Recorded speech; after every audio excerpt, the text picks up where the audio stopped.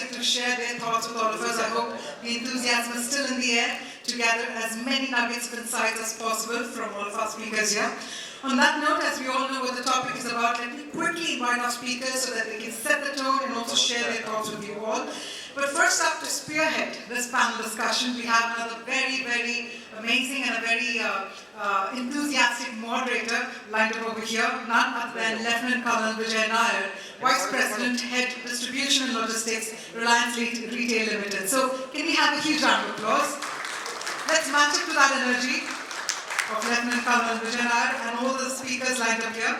I'm going to quickly invite our next set of panelists. May I please invite Mr. Vijayvargiya, Head SCM and Logistics, Schaeffler India Limited.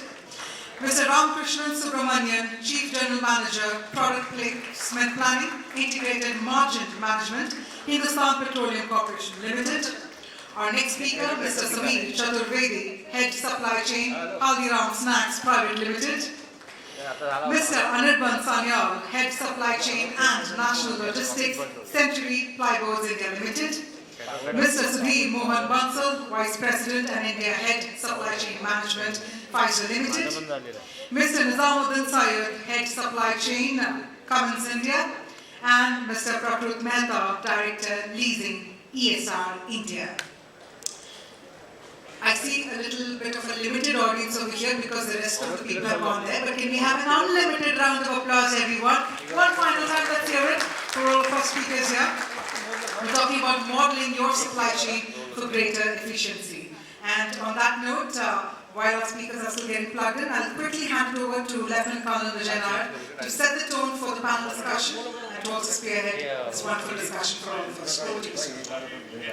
Thank you very much, Vijay. I wish there were more people sitting over here. We can make some noise. Okay. Yeah, let's make some noise. You're wondering what's going on with the price distribution, something of that kind. Right, ladies and gentlemen, so nice to see you all. We are meeting each other after 2 years, 2.5 years. And somebody was saying, I could have vetted against my name with Colonel. But they say you're a veteran of ELSC also. I think this is the 14 ELSC that I'm attending. Most regular maybe. And thanks Harish Ramagazi for calling us again and again. We'll try and make this session interesting. Nobody can deny that supply chain design is strategically today singularly the most important decision that we take.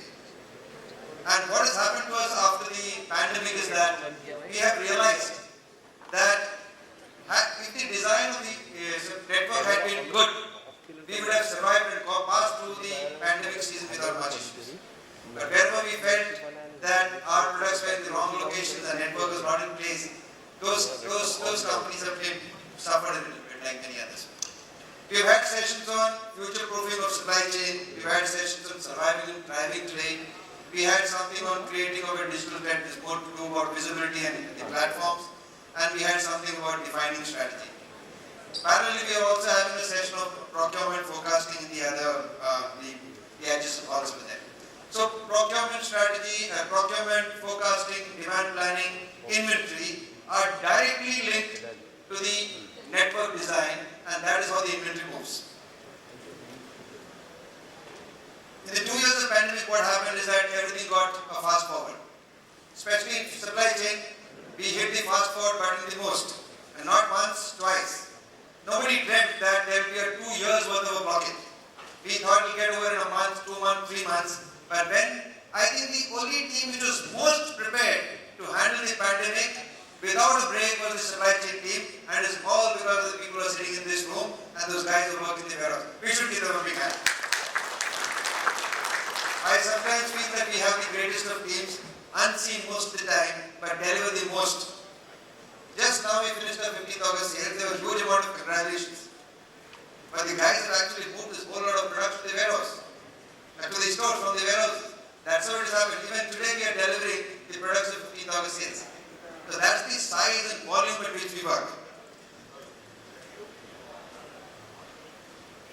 Alright, why suddenly we started talking about this supply chain network design? Why are we rethinking the design parameters? Primarily because there's a globalization of sourcing, there's a globalization of manufacturing, there's a globalization in all areas. Plus, we have got the developments which have happened on the We have got huge amount of developments that have come in the infra side. You know, about 10 years back, we were making 8 kilometers a day of road, and today we are making 50 kilometers road per day.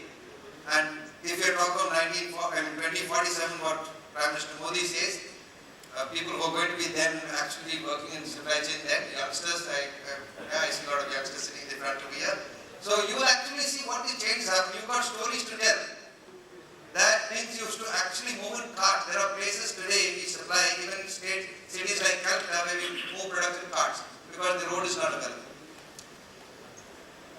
The supply chain network starts from a demand, then goes to the sourcing and procurement, then goes to the first mile, then goes to the storage, then goes to the middle mile and the last mile, and also the returns. I never forget returns. We're going to talk a lot about returns, gentlemen.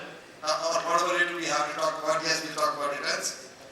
The design of this network is, however, dictated by the product and the business model. So today I've got a very elite panel. They have been introduced.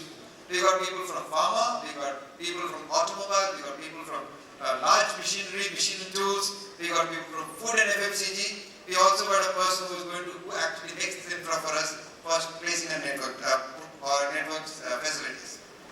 What I'm going to do is that we've got a varied audience over here, and to understand how a product or a model actually dictates the network design, I'm going to go to each one of my speakers one by one initially, so that they're in a position to explain how does the product actually dictate the network model. I'll start with Anirban first. Please go ahead. Vijay, sorry. Good. So, first of all, let me introduce myself. My name is Vijayvargiya. I'm heading the supply chain management and logistics of Schaeffler India. So, before come to the topic of the network design, let me tell you about my organization and what kind of a product and customer we have, so that we will be better connect how the network design is happening. So, we are the Nair automotive suppliers. Apart from that, we are the industrial company and the bearing suppliers. Then we are supplying to the distributors and the automotive aftermarket. So we have a quite good customer base spread all over the India. Then we have a mix of the supplies also, like we are doing the local manufacturing part supplies as well as we are doing the traded part supplies also. So this kind of a mixed supplies we are doing to our customers. Since 2018 onwards, when we did our leasing of our whole transport design network, that time actually, if you talk about the before the 2018, it was like our 4 plants were distributing the material to all customers separately. It was an individual supply chain. Later on, we realized that okay, now GST is coming and it is helping us to create the consolidation of our material. Basis on that, we decided that okay, let's do the restructuring of our network design. Basis on that, few parameters we have considered. So, like Colonel you asked that okay, what are those parameters? Basis on that, we design our whole network. So the first and the foremost is like what my customer requires. What is my customer need? Basis on that only I can decide that okay, what kind of a network structure I want. We have the mix of customers, we have the automotive customer, we have the industrial customers, we have the distributors. So we have to consider each and every requirement into our network planning, and then only we can do that. So automotive customer want like just-in-time supplies. Industrial customers give some time that okay, I can deliver it to the 6-7 days like that. Similarly, distributors sometimes ask to 2-3 days, sometimes they ask after 10 days also. So this is one of the criteria where we are doing the network design. Another criteria is my manufacturing footprint. Where are the plants located? Basis on that we can define that yes, this is the right location for me to the network design basically. Apart from that, we have seen the quite up-downs in the supply chain disruption in last 2.5 years, where a lot of situation in the market. So we have to add the agility also in the system. So to adding those agility, we have to define that okay, what kind of a network structure I want. Apart from that, my customers are very particular about the logistic quality. What kind of material, in what situation we are delivering. So very important that yes, we have to take care of our qualities also. So, and then last is like cost optimization. So we have to do the cost optimization also. We have seen a lot of increase in the logistic cost in last 2.5 years. So basis on that, we have to consider that what kind of a cost we are paying. So all these factors we have considered into the network design, and basis on that, we defined our new network structure. Before 2018, we were running like 11 warehouses all over the India, where whenever customer asks the material, we are just opening a warehouse, we are starting the supply from the nearest location. So to avoid this, we have created a structure of consolidation and distribution. So we are having the 4 plants, 2 in the west, 1 is the south, and 1 is a Pune plant also. So basis on that, what we decide is that, okay, we will consolidate the material and then we will dispatch to the customers. Basis on that, 4 consolidation and distribution centers we plan in India, and those consolidation and distribution centers are collecting the material from our manufacturing location, and then they are distributing to the end customers. What is the benefit? Now, last mile delivery time has been reduced. My overall material movement has been reduced in terms of like we are consolidating the material and then we are dispatching to the customers. So all in basis of that, we are getting a customer satisfaction that yes, my lead time has been reduced, less inventory on the wheel because material is consolidating, and on the transportation line, some kind of cost benefit also we are getting. So these are the few criteria which we have taken into consideration. Thank you very much, Om.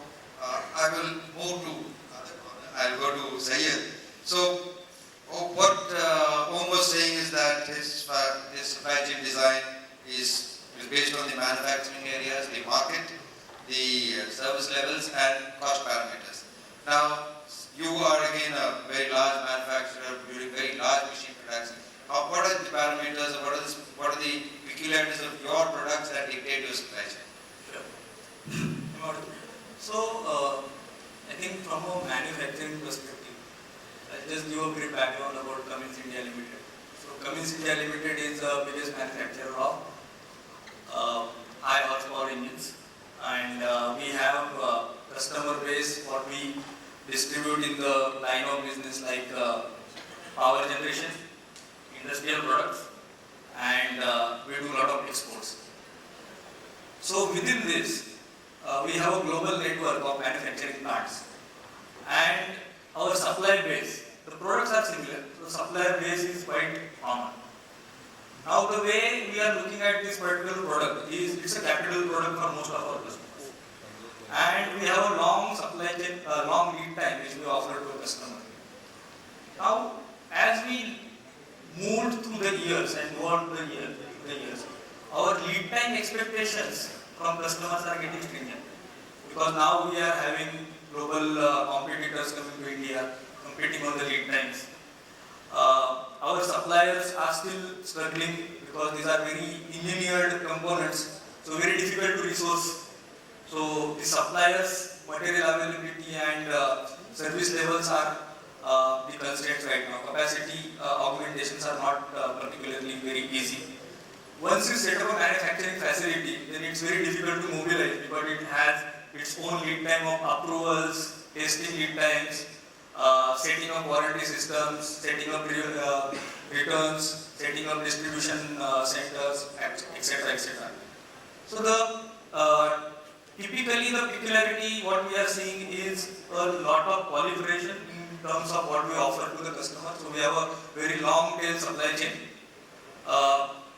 The expectation from customers are reduce the lead time and to be more cost competitive, and definitely to manage the supply base, which is common across the industry, where we have a lot of proliferation and lower volume as compared to automotive, because some of our suppliers are also suppliers for the automotive, where they have larger volumes. We have the lower volumes but high margin, but managing those is a challenge. So how do we actually make a balance between these two things, where customers are expecting a responsive supply chain, where we need a better lead time. So how do we align that customer expectation with our manufacturing strategy, with our procurement strategy, and with respect to our supplier management strategy? It's something, the integration of that is something drives our network design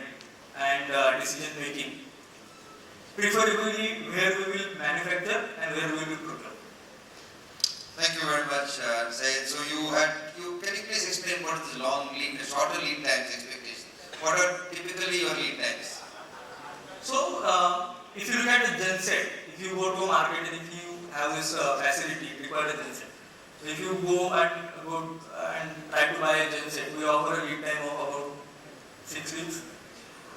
If you are a mining company and if you need a dump truck, it requires an engine which is, typically your SU engine is 3 liters. What we offer is a 60-liter engine, or range starts from 14 liter engines. So the lead time goes up to offering the lead time of 16 weeks to a customer. So it's not like a day-to-day, jugglery. But whereas our cumulative lead time of getting the component, specific component, because all these engines have a special application. Customers don't dictate that I need a product. They dictate the requirement that okay, my application is this temperature range, this workload, this service level. You tell me what you can configure for me. So that 16 weeks lead time starts with that. We have to give them a right product, and some components which we have a lead time of around 24 weeks to ranging to some components go up to a year. So that's the critical. And we don't get the forecast. Typically, if you go to a rail, you get a campaign or you get a tender.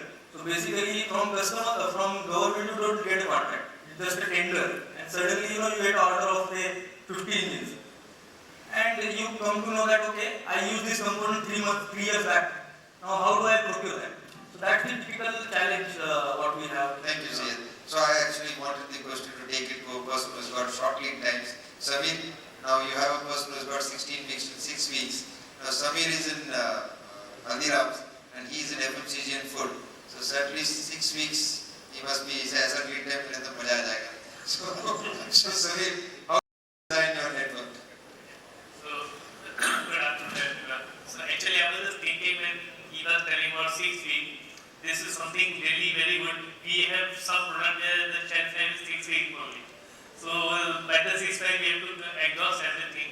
And if the shelf life is 6 weeks, then actually it has to be sold in 3 weeks. Otherwise people will not buy it. So generally in any food or FMCG company, the network parameter is quite similar, but in food the complexity is slightly higher because the shelf life is much lower compared to other FMCG. So FMCG typically work with a shelf life of 2 to 3 years product, but in food most of the products are having maximum shelf life of 6 months. Like in Haldiram case, we have all packaged snacks and napkins which is having 5 months shelf life only, and some sweets are having 3 months shelf life, some are even lower. So that is one of the bigger complexity for us. But apart from that, we also have many other things like we have to ensure that our stocks are reaching up to the lowest level in the rural area as well. That is also something which we have to ensure, because our sales is not limited only to urban area, that also populate up to the villages part. So we have to create a network in such a way so that we can make it available from top to bottom every area, and that will similar kind of timelines. So we have to create a distributor network accordingly. Then seasonality is also one factor. So we have Deepavali, we have Janmashtami, we have Holi and Diwali, and for all seasons we have to plan in some different way. So like Deepavali is a big festival for particularly North India. So what happens is during that time our sales goes up almost by 50%. So naturally we have to increase the not only the production capacity, or we have to pre-pone production, we have to basically make arrangement accordingly, or we also have to arrange for the warehousing part. So everything which is in-house, we can make arrangement and we can plan for that. But the problem is logistics. How we make logistics available for those kind of high volume, that is something very peculiar to India. Like if we move 170, 180 tons per day from one particular unit. And suddenly we ask vendor, please provide us 250 tons. So naturally that will not be available in the area. It will be nightmare for anyone to arrange those kind of things. Then apart from that, up and down variation which also takes place, that is also something that suddenly production is going down. We cannot just remove the infrastructure for some time. So naturally we have to create network in such a way so that all the resources which we have employed for the process, they are actually being utilized consistently. We cannot keep it that for 15 days we run the plant, for 15 days we will just lay off everyone. Then one bigger problem in food industry, or particularly FMCG food industry, is the variation in the forecast. Forecast is one number which is generally given only for making fun of it. Otherwise, generally forecast is the most inaccurate number. But still, we have to plan everything based on some forecast. So we use some optimization tools, everything for that purpose. But still, that is not 100% dependable number. So we have to use our own gut feeling from the supply chains, past experiences, and accordingly we have to make arrangement. So these are major factors which we take into account while planning the network. So Samir, your responsibility of delivering the goods is up to the distributor, or is it up to some, you had mentioned something like your super stockist or something of that kind. What does your network really consist of, your supply chain network? Yeah, so supply chain network is right now we have our manufacturing unit which we have spread in different areas. By the time I also explain that further. And then we will stock to the super stockist, we send it to super stockist. In our case, super stockist, they will distributor, they make it available to the distributor, but number of super stockists we have to create in such a way so that stocks can be sold to each and every who can look at corner of the country. So that accordingly we plan. Thank you very much, Samir. So you are again a time-sensitive network, and I want to go to Pfizer. We have to thank the medical fraternity and the pharma industry for what they have done in the last 2 years. So Sudhir, you should tell us how you manage your supply chain, because you, among all of us, you are the only one who has a global supply chain. So you can talk a little bit on that too. Yeah, definitely, Colonel. Am I audible? Okay. You are rightly said, actually, in case of pharmaceutical, it's a really very complex supply chain, and that it starts from the origin, that is our suppliers, our service partners, who will be giving our raw material. And the company have 68 manufacturing units across the world.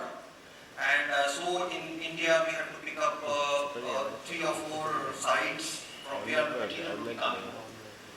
So that is the part of the network. I would like to touch upon from the inbound side what kind of networking that we have. And you need to be mindful that from wherever we will be buying material internationally, the lead time is substantially long. So it ranges from 3 months to 6 months or 8 months even sometime.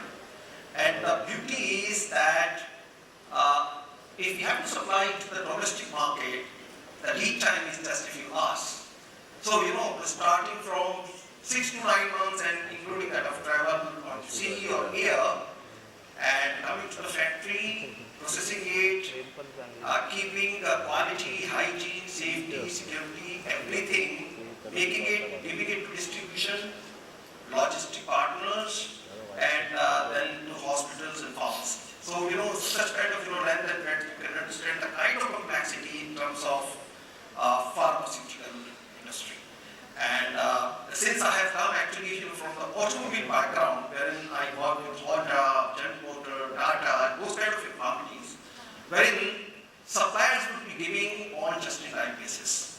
So they will be giving material on everyday basis or RD basis, and then you have to make and then supply it to dealers on a day to maximum 7 days. But here the scenario is totally different.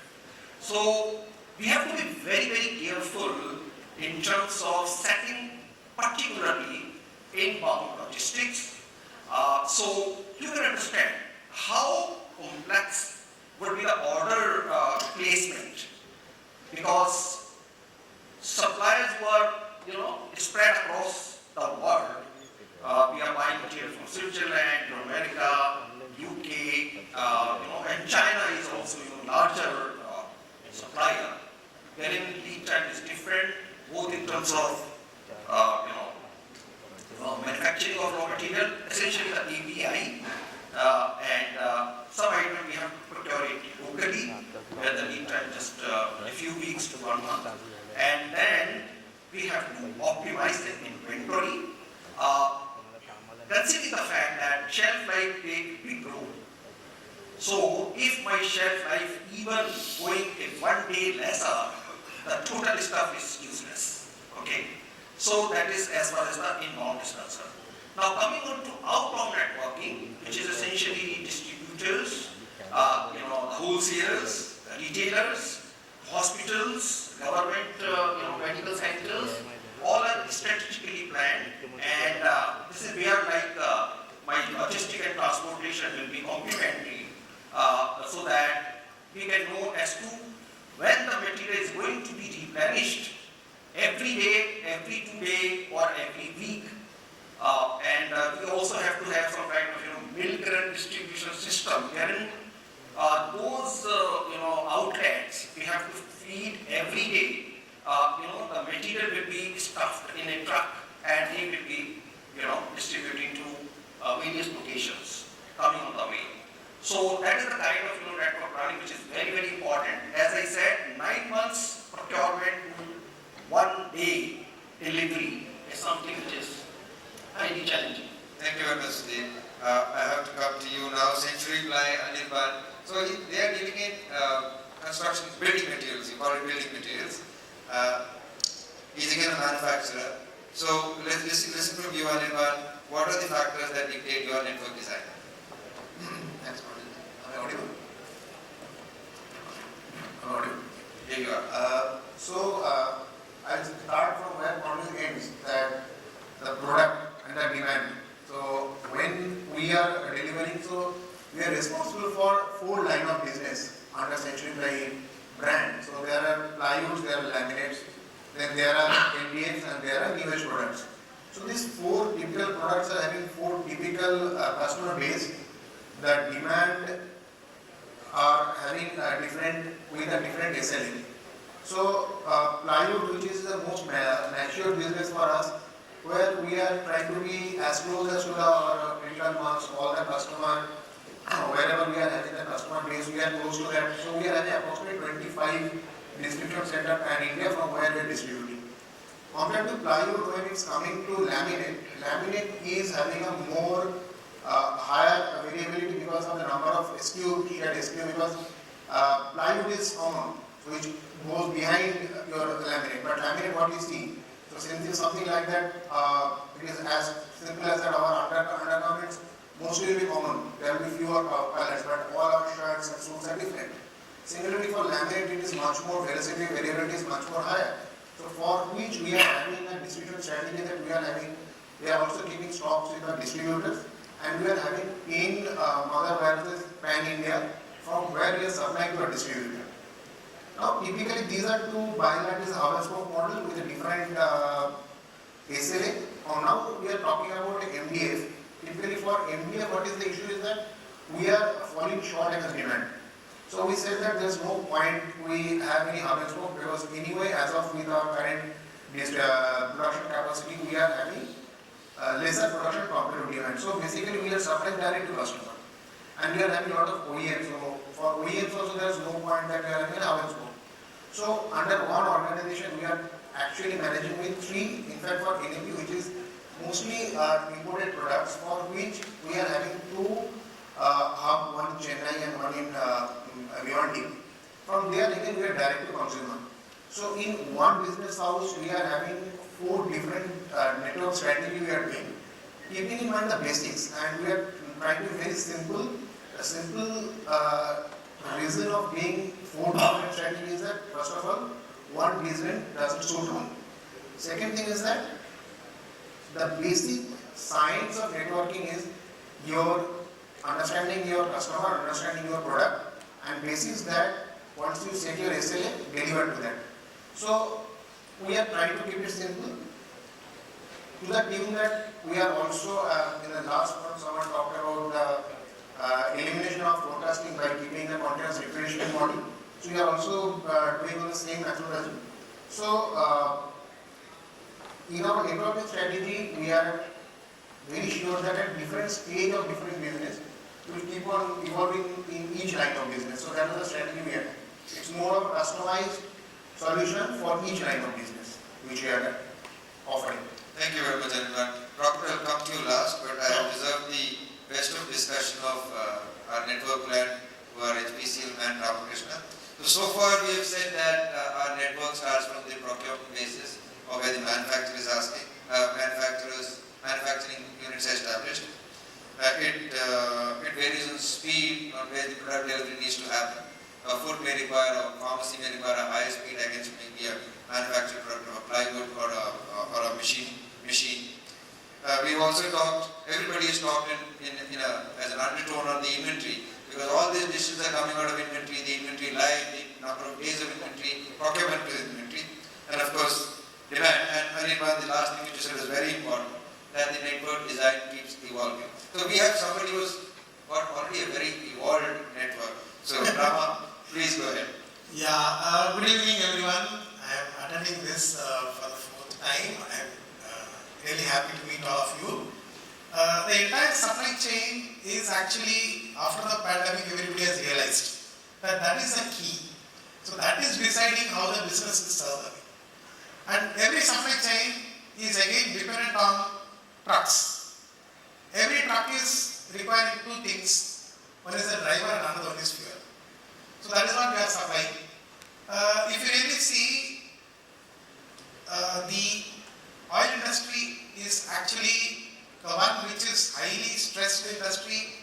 To just put some figures to you, roughly around 2 crore vehicles are visiting HPCL petrol bunks every day.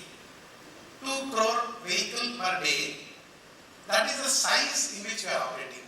15 lakh cylinders are delivered every day. Whether it is pandemic or it is flood or it is natural calamity, this oil has to move.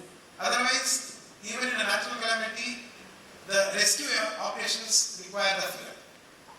Now, the sizes that we cover Kashmir to Kanyakumari, urban, semi-urban, rural, village, even we have got a retail outlet in Leh, we have got outlets in Assam. So every point, everywhere, the energy needs are there. And thanks to government's Ujjwala scheme, now the LPG is going to the rural, even the poorest households, it is being reached there. Then B2C is that level, but B2B is another thing. See, petroleum is one such thing where anything you see, anything you touch, anything you feel has got petroleum product in that. Pin to plane, whether it is your dress or whether it is your car, automobile, everything has got somewhere or other a product which is either directly made from the petroleum or it is made from subsequently from the petroleum, like a petrochemical or anything. The size of our operations are, we are delivering 104 million kgs per day and making a turnover of 80 million rupees per day. And this requires a huge movement of products. And another key thing is the safety. The safety is the biggest, if you see the KPI for all of us, because when I entered HPCL for the first time in my life, I was told everything burns except water. So that is the environment which people are working. If you see our refinery is operating, the temperature from minus 30 degrees to plus 1000 degrees, the pressure of vacuum 660 millimeter of mercury to something like 200 kg pressure. So you have got wide variety, and the biggest challenge for us is the service level. We are operating near 100% service level. Every outlet of 19,000 plus outlets in India, every outlet should have product every day. We have in fact covered 95% of the outlets are covered through retail automation. Our headquarters person can see and understand how much stock is there, how much sales is happening. From each dispensing unit, we can see how much product has been delivered. To that level, the technology is being used so that we are able to maintain this 100% service level. If you are not maintaining 100% service level, not only financial impact, because the sale lost once is lost permanently for us. Because no one is so loyal that I will go home and come next day and take product from the outlet. They will immediately go to the next outlet. The sale lost is lost permanently. Second point is that there are social and political backlashes if the product is not available. If the product is not available, earlier in 2008, one city around 10 outlets of a company went dry, and there were questions raised in parliament and assemblies. So that is the pressure. Sometimes we work taking loss to us. Like at 2008, I remember whenever somebody wants to buy our diesel, we are giving 1 liter diesel at 25 rupees dakshina to him. Even recently also we were giving dakshina for every liter of product that also, but even then we have to see the country keeps getting product. Then the lead time, if you see, that's another big challenge. From the crude to the outlet sales, the total lead time goes to 4 months. So all our requirements have to be forecasted constantly 4 months in advance, and disruptions. We are used to disruptions. Actually, the pandemic is not a big thing for us because every day we get disruptions. Some local, some national, some global.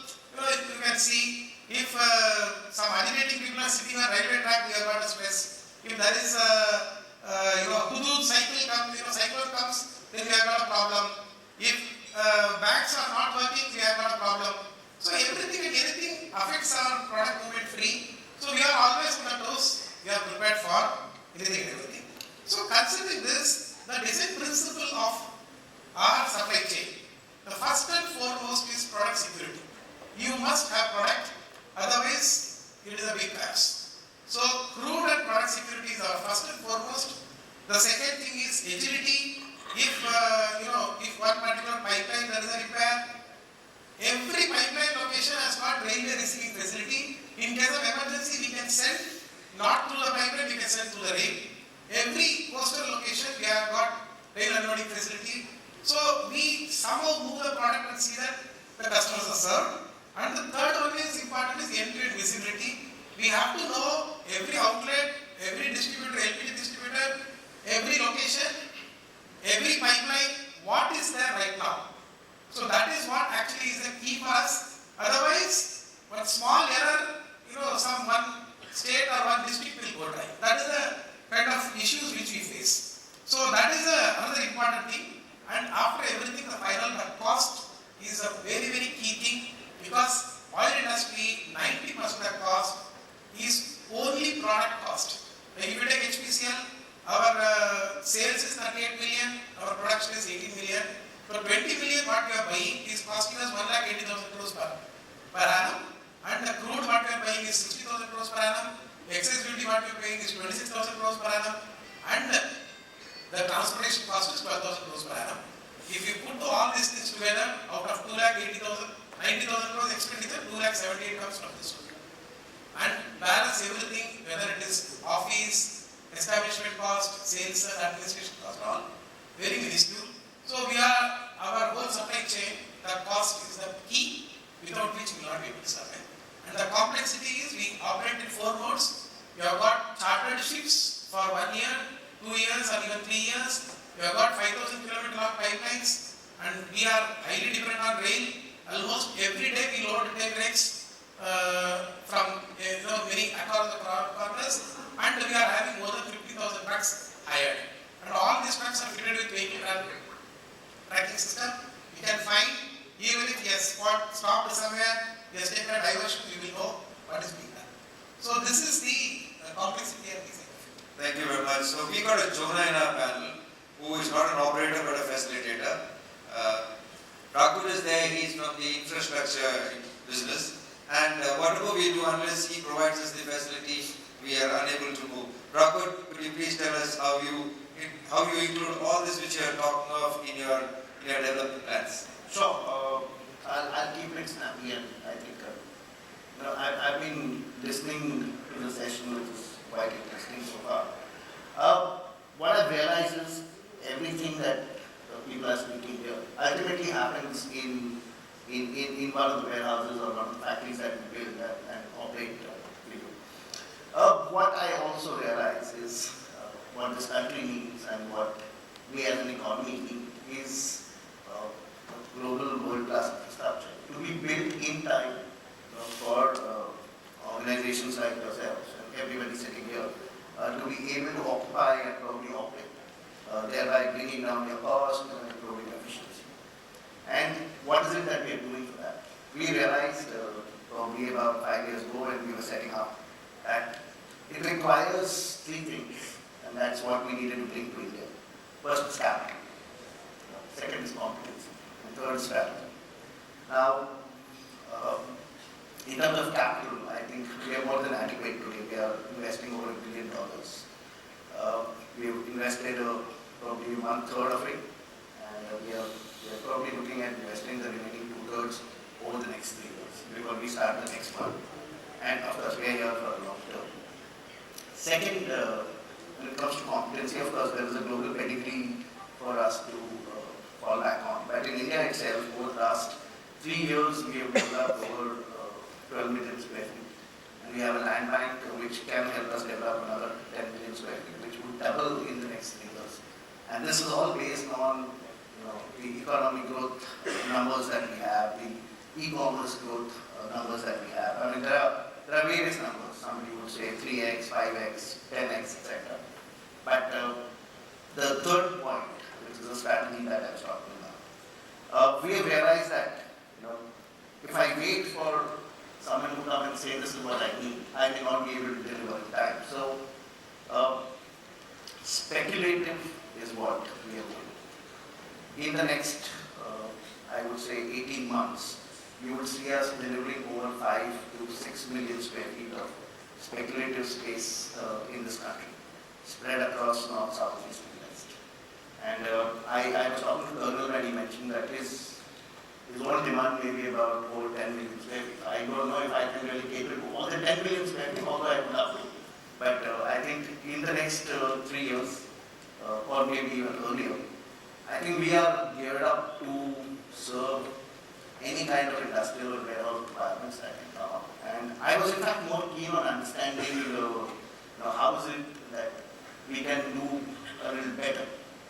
And I'm going to have keen ears, and I'm going to be listener for the next part of the session. But that's about it. But any questions from anybody? Yes. So Prakrut has given me a lead. So while we notice that question answers are rather rare when we finish each of these post-play instruction sessions. So if anybody really wants to ask any question, please raise a hand. We'll stop it there. Swapnil is already asking a question. So please go ahead. We'll keep the session live. Go ahead. Yes, Swapnil.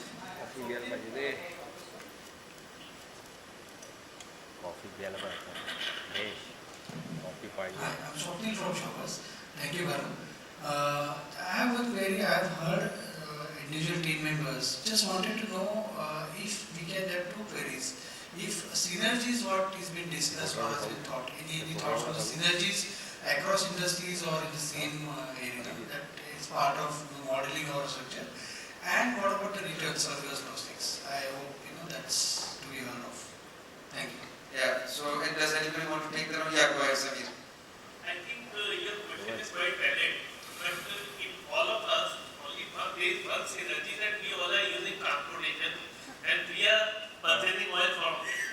That's all. Otherwise there is no synergy because I am having some different kind of problem, he is having some different kind of problem, he is having some different kind of problem, and we have to create network to suit our actually we have to make a tailor-made system for our particular requirement.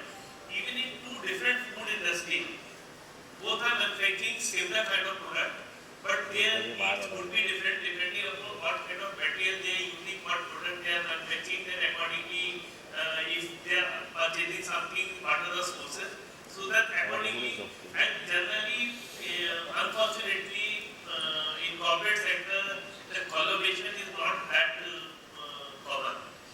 Thank you, Samir. So absolutely well said.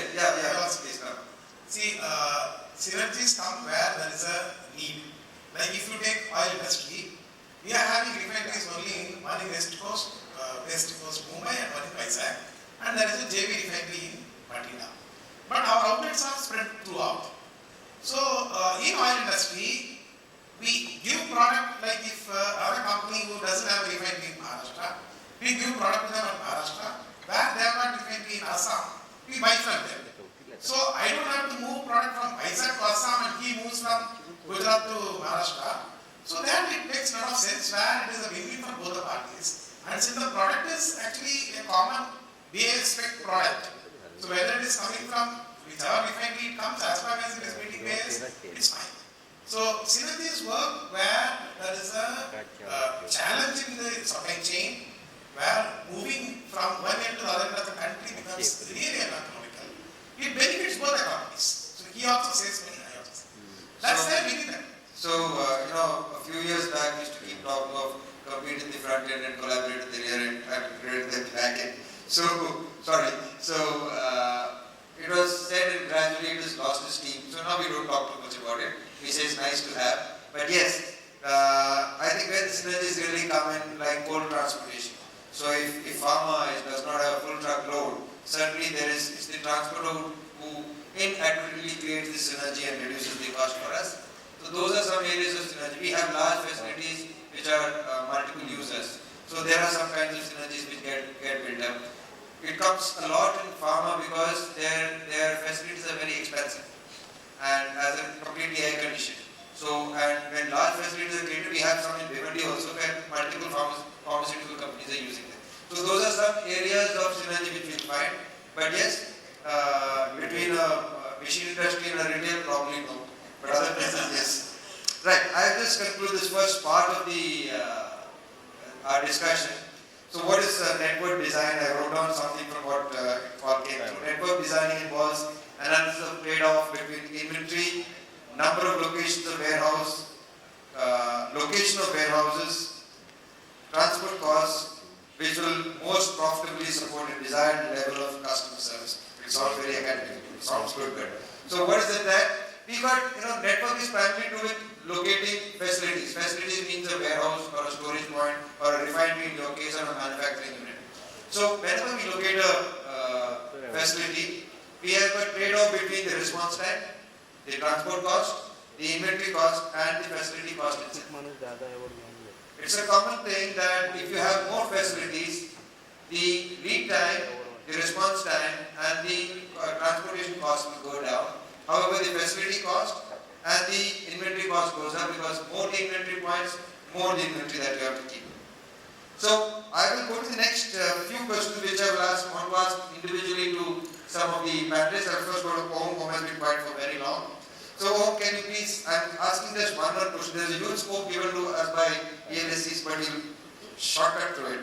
So, can you tell us something about how technology is being used for optimizing your network efficiencies? Okay. Am I audible? Okay. So, role of technology become more important after this pandemic situation. Okay. We have seen a great disruption during this period, and after that we understood that yes, technology is going to add the agility in the system. If you want to add more resilience, then technology is the real player on it. On that particular side, like if you talk about either it is IoT or it is artificial intelligence or it is any other technology, these are really going to help us. So, based on this technology, let me share my experience that what we did in our organization basically. So, first of all, one big problem in our organization was the shipment visibility. So, shipment visibility was one of the problem which we want to come out from this. So we have used the technology that we have developed one software where from the time we hand over the material to the transporter and till it is getting delivered to my customer and POD is getting uploaded on that software, the complete visibility of my consignment is now available on that software. So whatever number of transporters we are using, everybody is providing the information and then consolidated information is available on the software portal. So this visibility is really helping us. Apart from that, when this software is creating the data, the analytics of the data is further giving me the opportunity to, I can optimize my network. So this is further, benefit of that things. So here, this of the technology is really going to help me. Let me give another example of that. This OCR technology we are using to build verification of our transporters. Now there is no manual intervention. Completely bills are coming, the system is checking, going to directly finance and paying the bills. So again, this kind of a technology is helping to my transport also, my organization also. Apart from that, SAP which we are using is like we are creating a transport zone into it, and then basis on the transport zone information, consolidation is getting done in our system, so that more and more consolidated load we are shifting. Another one of the example is like SAP based scanner. Scanners anyway, many organizations are using, but now the SAP based means like wireless scanners are getting used in the warehouse directly. All the operation of the SO3 are getting done directly at the site, at the location. The operator who is picking the material is doing it. So this is helping us to reduce the process time of my warehouses, which is ultimately helping me in the utilizing or optimizing my network design and reducing the lead time, and my customer is getting the material on time. So these are the few examples where technology is really helping. Now technology is the need of the time. Every organization is working, automation and digitalization. This is nothing that our organization is only doing, and it is the need of the time. Thank you very much. We'll keep our answers short so that we can do one round more. So I'll go to Sayyad. Sayyad, you've got a manufacturing footprint which is global. So you have challenges of consolidation. How does your network actually overcome this? So I will discuss something on network design and technology part. So basically we don't design network every day. So once we design, we plan for something we want to achieve, right? So basically you have some objective, some business goals, and accordingly you align your network accordingly. So basically we use a methodology called EDVN, what we call demand driven value network. And basically it is driven by few factors. So we look at our product profile, and we group our product into some of the characteristics. Like we look at the volume of the product, how much is the volume. We look at the variety, what kind of variety of product we offer to a customer. We look at the variation. What is the amount of variation I am observing for that particular volume? We look at the visibility. How much visibility I can get first from customer, and how much I can predict so that I can plan my product. And last one is value. What value it generates for my organization. So on these parameters, first we profile our product.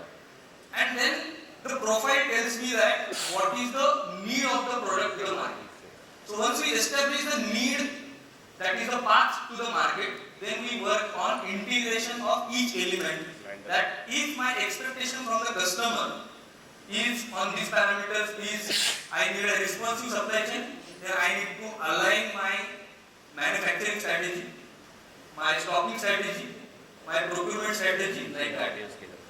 For example, if my customer requires a lower lead time and a higher variety of products, so I may need to work on finding out a manufacturing facility which is having a less set of changes and more technology. So basically, with this data demand-driven value network analysis, uses that kind of base level, which we can work on creating the cost to serve model, and then finalize the integration of the whole technology. Thank you very much, Sayyad. So Sudhir, you hold a large amount of inventory. How do you trade off the inventory versus the network model that you have?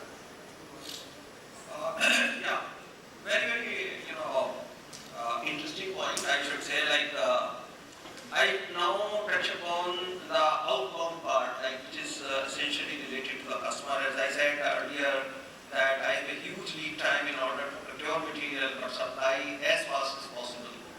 Now, earlier it used to be very rigid kind of network planning or logistics system, whereby I can be supplying to a bigger warehouse, and then warehouse to distributor, and distributor to retailer, and retailer to pharmacy, and those kinds of stuff. But now what we have, in order to make two things, one is that inventory optimization across the network, and also to get material, to give the material to the customer as fast as possible. We have done kind of resilience in the complete system, whereby wherever there is a requirement and the customer already asking at pharmacy or at hospital, the material will be replenished across either from warehouse or distributor or factory itself. So this is the kind of setup that we have done, whereby we are getting, and here internal point is everywhere, factory to warehouse, warehouse to distributor, everywhere the sales price and discounting structure are different. Even cut across those lines, even we supply material to the customer, and then those kind of adjustment being done. So that is the beauty of how we can optimize inventory and reduce lead time up to the maximum. Thank you very much, Sudhir. So I have got one more question I can ask. I will favor Rama for it. So I got a question which is I'm going to read out verbatim from what ELSC gave me. Breakdown of supply chain commercial silos to collaborate on network design, optionality, flexibility and growth. So a good network design should provide us multiple options. Multiple options also means flexibility. And how does this give us growth, or how does this make us future ready? Rama, your comments please. Yeah. Regarding the breaking of silos and integration, see, as you know, as I told you, there are plenty of different products, B2C, B2B, and everything. There is an aviation group which is taking care of your flight needs. There is a B2B segment taking care of industries. We have got LPG. So all these SBUs, each one has got a lot of, they compete with each other, and they look everything from the perspective of their margins, their throughput, and their requirements. On the other hand, you have got production units of refineries, so they look at their margins, gross refining margin. So 8 years before, the company decided to create a department who will manage the integration as well as the margin management. So our group of integrated margin management, we are looking at the entire end-to-end thing, and then how to maximize what we call net corporate realization, that is the margin across the company. So our mandate was to plan, enhance and deliver superior net corporate realization. Now from there we started. So what are the things we are doing is we shifted the entire planning process from marketing margin, refining margin, pipeline margin to NCR. The entire company's planning is now run on if I sell 1 liter of diesel in Pune, how much the company gets? If I fuel one flight from Chennai, how much the company gets? So everything we are linking to what is the margin for the company.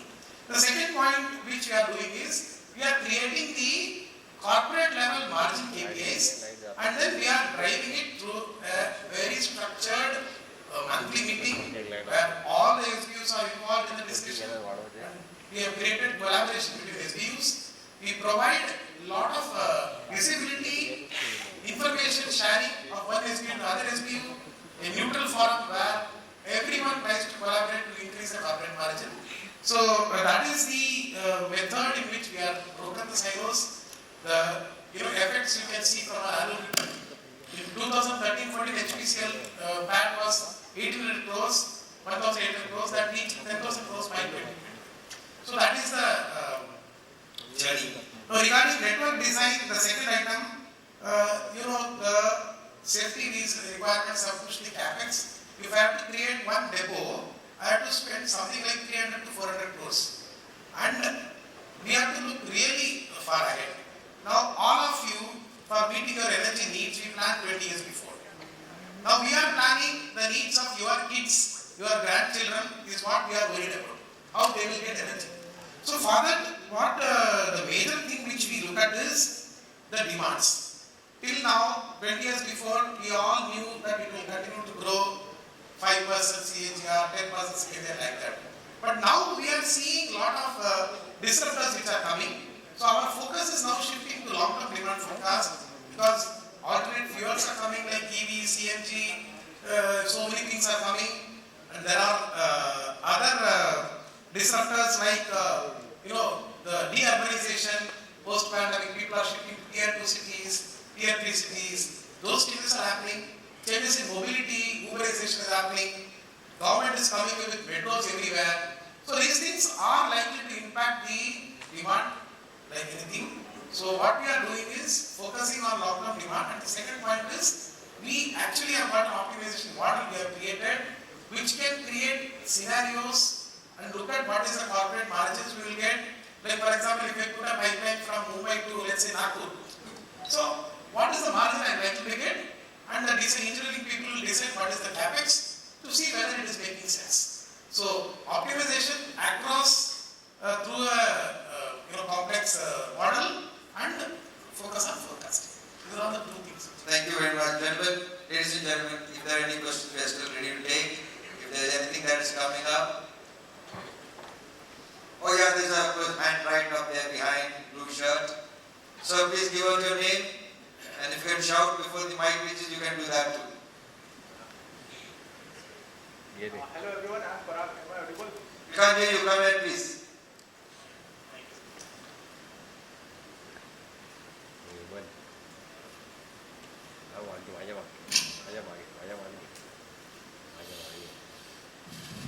Hello everyone, I am Parag Savetul. I am from EPG Asian Paints. Hello? Yeah. Okay. Good afternoon everyone. I am Parag Savetul. I am from EPG Asian Paints. I am basically into supply chain planning. Right from demand to distribution to last mile deliveries. Here we are discussing about the operationality. For me, plan versus actual is a measure. But at the receiving end, from sales team, And what I did here, and it is slightly louder. Okay. Am I audible now? Yeah. Much better? Okay. So I am into supply chain planning, right from demand to distribution to last mile deliveries. So here we are discussing about the operationality. So plan versus actual is one of the measure, but from the receiving end, like the sales team, one of the things that we get on a daily basis is the sales loss, the loss of opportunity and the sales loss cost. If we are working with the capacity and we are selling to the capacity, how do we calculate the loss of sales? That's one of the things that I want to ask on the panel. So Ram sir being from HPCL and he operates with a lot of distribution centers. So this question maybe he would be in a better position. Like for his case, if petrol is not there in the petrol pump, the customer straight away moves to the next one. So how do we calculate the cost of loss of sales? Actually, as I told you, we have 95% of our outlets is automated.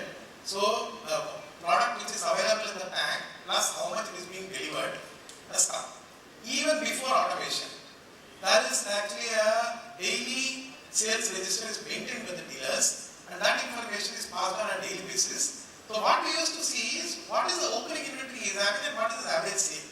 If I am able to do that, to see that he has got opening inventory which is adequate for 1 or 2 days, then that takes care of it. And most of the time, if you see, we are having locations which are less than 500 kilometers. So somehow the load will go the next day max. Most of the people used to come in the morning, take the load, and load will reach in the evening. Some people it will take next day. So there is a constant pressure from the dealer, from the sales officer on locations to see that it is delivered the next day. So now regarding sale loss calculation, if my opening inventory is less than my average, simply we assume it as a sales. So Parag, did you also ask about opportunity loss? Yes. You talked about opportunity loss. Anirban, I think you are most qualified to answer this. Anirban runs plywood industry, which is way, your demand is way higher than what you can actually provide. So do you calculate opportunity first? Yeah, so for us, what we are doing a continuous replenishment model. So there is an algorithm on which we are ensuring that whatever is the maximum demand to ensure those stock level at each stock point.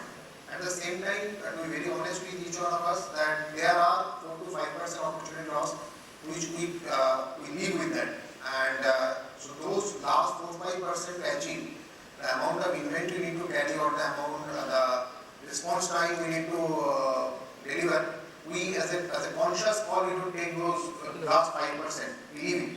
Because up to 95% the strategy will be different. Anything beyond 95% the strategy has to be much more different. And for that, the investment in terms of capex, investment in terms of transportation cost is exponentially higher. So we live with anything between 95 to 97%. That is our desired SLA, we live with that.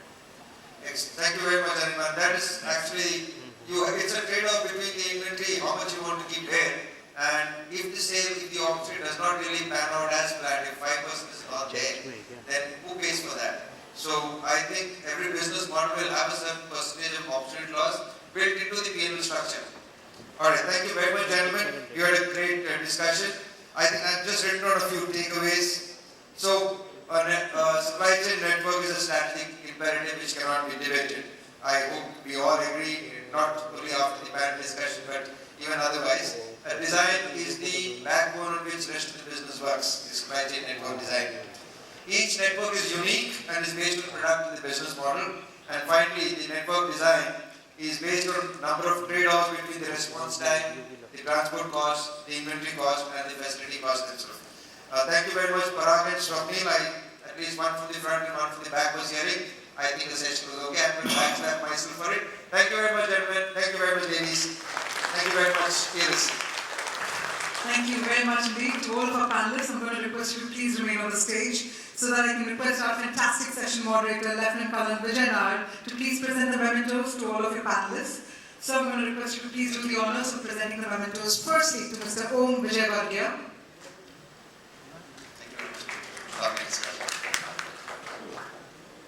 To Mr. Ramakrishnan Subramanian.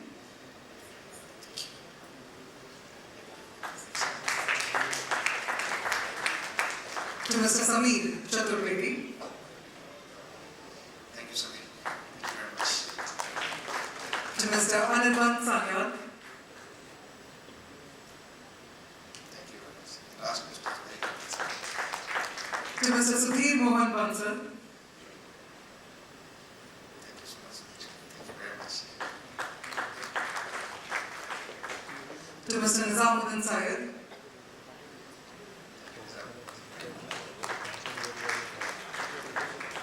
To Mr. Prakrut Mehta. And let me have the honor of presenting the memento to Lieutenant Colonel Vijay Nair.